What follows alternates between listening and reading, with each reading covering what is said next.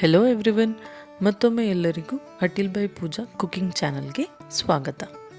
ಇವತ್ತು ನಾವು ಮಾಡ್ತಾ ಇರುವಂತಹ ಡಿಶ್ ಮಂಗಳೂರಿನ ಒಂದು ಸಿಗ್ನೇಚರ್ ಫಿಶ್ ರೆಸಿಪಿ ಅಂತಲೇ ಹೇಳ್ಬೋದು, ಬಂಗುಡೆ ಪುಳಿಮುಂಚಿ. ಬೇಸಿಕಲಿ ಇದೊಂದು ಗ್ರೇವಿ, ಹುಳಿಯಾಗಿ ಖಾರವಾಗಿ ತುಂಬಾ ಚೆನ್ನಾಗಿರುತ್ತೆ. ಬನ್ನಿ ಇದನ್ನು ಹೇಗೆ ಮಾಡೋದು ಅಂತ ತಿಳ್ಕೊಳ್ಳೋಣ. ಫಸ್ಟ್ ಸ್ಟೆಪ್, ಇದಕ್ಕೆ ಕೆಲವು ಸ್ಪೈಸಸ್ನ ರೋಸ್ಟ್ ಮಾಡ್ಕೋಬೇಕು. 1-2 ಸ್ಪೂನಷ್ಟು ಕೊತ್ತಂಬರಿ ಬೀಜ ತೊಗೊಂಡಿದ್ದೀನಿ. 1 ಸ್ಪೂನ್ ಆಗುವಷ್ಟು ಸೋಂಫ್, ಬಡ್ ಸೋಪ್ ಅಂತಾರೆ, ಅದನ್ನು ತೊಗೊಂಡಿದ್ದೀನಿ.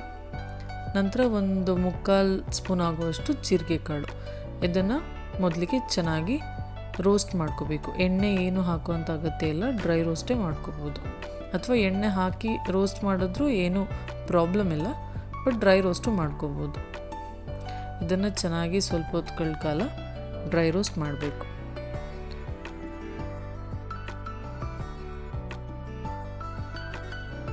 ಈಗ 6-7 ಮೆಂತೆ ಕಾಳು ಅಂತೀವಿ, ಮೆಂತೆ ಸೀಡ್ಸ್, ಅದನ್ನು ಹಾಕಿಬಿಟ್ಟು ಚೆನ್ನಾಗಿ ರೋಸ್ಟ್ ಮಾಡ್ಕೋಬೇಕು.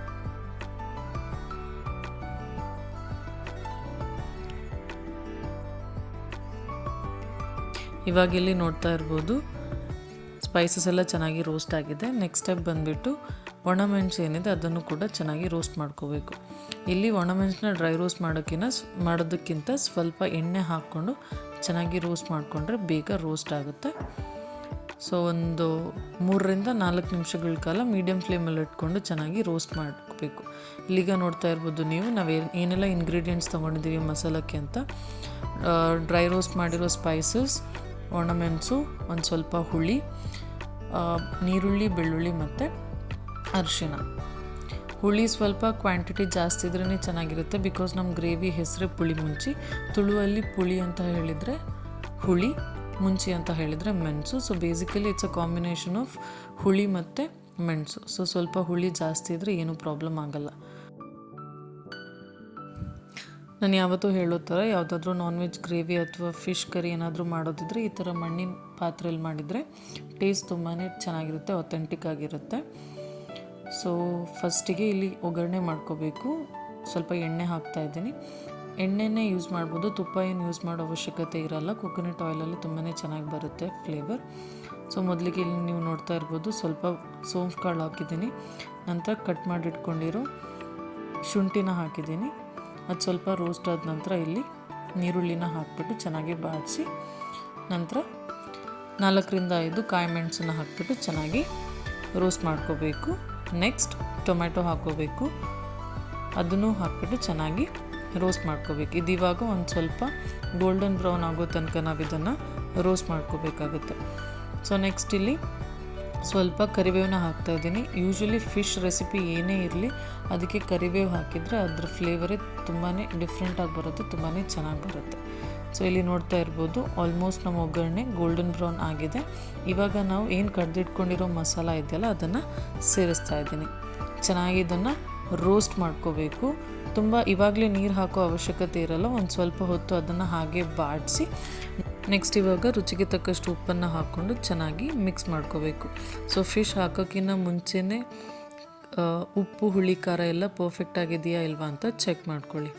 ಸೊ ಇವಾಗ ನಮಗೆ ಎಷ್ಟು ಕನ್ಸಿಸ್ಟೆನ್ಸಿ ಬೇಕು ಅಷ್ಟು ನೀರು ಹಾಕಿಬಿಟ್ಟು ಚೆನ್ನಾಗಿ 5-10 ನಿಮಿಷಗಳ ಕಾಲ ಬೇಯಿಸಿದ ನಂತರ ಫಿಶ್ ಹಾಕೋಬೇಕು. ಸೊ ಯೂಶ್ವಲಿ ಫಿಶ್ನ ಫಸ್ಟಿಗೆ ಹಾಕಿ ಕುದಿಸೋವಂಥ ಸಿಸ್ಟಮ್ ಇರೋಲ್ಲ, ಬಿಕಾಸ್ ಫಿಶ್ ತುಂಬಾ ಡೆಲಿಕೇಟ್, ಬೇಗ ಬೆಂದೋಗುತ್ತೆ. ಅದಕ್ಕೋಸ್ಕರ ಚೆನ್ನಾಗಿ ಮಸಾಲ ಕುದ್ದು ಅದರ ಹಸಿ ಫ್ಲೇವರ್ ಹೋದ ನಂತರನೇ ಫಿಶ್ ಹಾಕೋಬೇಕು. ಆ್ಯಂಡ್ ಇಲ್ಲಿ ನೀವು ಇನ್ನೊಂದು ಅಬ್ಸರ್ವ್ ಮಾಡ್ತಾ ಇರ್ಬೋದು, ನಾನು ಯಾವುದೇ ಕಾರಣಕ್ಕೂ ಸ್ಪೂನ್ ಹಾಕಿಬಿಟ್ಟು ಫಿಶ್ನ ಮಿಕ್ಸ್ ಮಾಡ್ತಾ ಇಲ್ಲ. ಈ ಥರ ಮೇಲೆ ಪಾತ್ರನ ಹಿಡ್ಕೊಂಡು ಈ ಥರ ಮಿಕ್ಸ್ ಮಾಡ್ತಾ ಇದ್ದೀನಿ. ಯಾಕೆ ಹೇಳಿದರೆ ಫಿಶ್ ನಾನು ಆಗಲೇ ಹೇಳ್ದಂಗೆ ತುಂಬಾ ಡೆಲಿಕೇಟ್ ಇರುತ್ತೆ. ನೀವೇನಾದರೂ ಸ್ಪೂನ್ ಹಾಕಿಬಿಟ್ಟು ಜೋರಾಗಿ ಮಿಕ್ಸ್ ಮಾಡಿದ್ರಿ ಅಂತ ಹೇಳಿದರೆ ಅದು ಸಪ್ರೇಟ್ ಆಗೋ ಚಾನ್ಸಸ್ ಇರುತ್ತೆ. ಸೊ ನಮಗೆ ಫಿಶ್ ಹಾಗೆ ಕನ್ಸಿಸ್ಟೆಂಟಾಗಿ ಪ್ರಾಪರ್ ಶೇಪಲ್ಲಿ ಬೇಕು ಅಂತ ಹೇಳಿದರೆ ಈ ಥರ ಮಿಕ್ಸ್ ಮಾಡಿಕೊಂಡ್ರೆ ಚೆನ್ನಾಗಿರುತ್ತೆ. ನೀವು ಸ್ಪೂನು ಯೂಸ್ ಮಾಡ್ಬೋದು, ಮಾಡಬೇಡಿ ಅಂತ ಹೇಳ್ತಾ ಇಲ್ಲ, but this is a best way.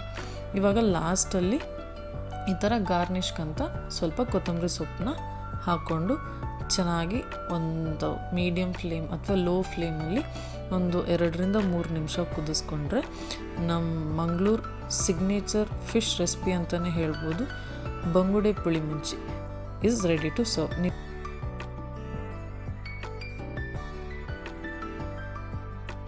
ನೀವು ಇದನ್ನು ಬರೀ ಬಂಗುಡೆ ಫಿಶಲ್ಲೇ ಮಾಡಬೇಕಾ? ಇಲ್ಲ, ನೀವು ಯಾವ ಫಿಶಲ್ಲಿ ಬೇಕಾದರೂ ಮಾಡ್ಬೋದು. ಯೂಶ್ವಲಿ ಬಂಗುಡೆ ಮತ್ತು ಬೂತಾಯಿ ಈ ಫಿಶಲ್ಲಿ ಈ ರೆಸಿಪಿ ತುಂಬಾ ಚೆನ್ನಾಗಿ ಬರುತ್ತೆ. ಆ್ಯಂಡ್ ಇದನ್ನು ನೀವು ನೀರು ದೋಸೆ ಜೊತೆ ಅಥವಾ ಪುಂಡಿ ಜೊತೆ ಅಥವಾ ನಾರ್ಮಲ್ ರೈಸ್ ಜೊತೆನೂ ತಿಂದರೂ ತುಂಬಾ ಚೆನ್ನಾಗಿರುತ್ತೆ. ಡೆಫಿನೆಟಾಗಿ ಟ್ರೈ ಮಾಡಿ ಈ ರೆಸಿಪಿನ, ನಿಮ್ಗೆ ತುಂಬಾ ಇಷ್ಟ ಆಗುತ್ತೆ. ಹುಳಿ ಖಾರ ಸ್ವಲ್ಪ ಜಾಸ್ತಿ ಇಷ್ಟಪಡೋರಿಗೆ ಈ ರೆಸಿಪಿನ ತುಂಬಾ ಇಷ್ಟಪಡ್ತೀರ. ಡೆಫಿನೆಟಾಗಿ ಟ್ರೈ ಮಾಡಿ. ಹೇಗಿತ್ತು ಅಂತ ಕಮೆಂಟಲ್ಲಿ ತಿಳಿಸಿ. ಸಬ್ಸ್ಕ್ರೈಬ್ ಮಾಡದೆ ಚಾನಲ್ ನೋಡ್ತಾ ಇರೋರು ಪ್ಲೀಸ್ ಸಬ್ಸ್ಕ್ರೈಬ್ ಮಾಡಿ, ವಿಡಿಯೋಸ್ನ ಲೈಕ್ ಮಾಡಿ, ನಿಮ್ಮ ಫ್ಯಾಮಿಲಿ ಫ್ರೆಂಡ್ಸ್ ಜೊತೆ ಶೇರ್ ಮಾಡಿ, ಹೀಗೆ ಸಪೋರ್ಟ್ ಮಾಡಿ. Thank you for watching.